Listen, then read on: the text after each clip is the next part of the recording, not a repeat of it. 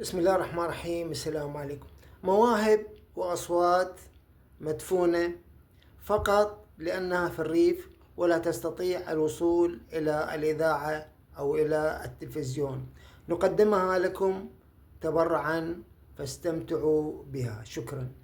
عربية لا يخطفوك وانت صبية، والحجة الملوخية رايحة له الغيط، والحجة الملوخية رايح.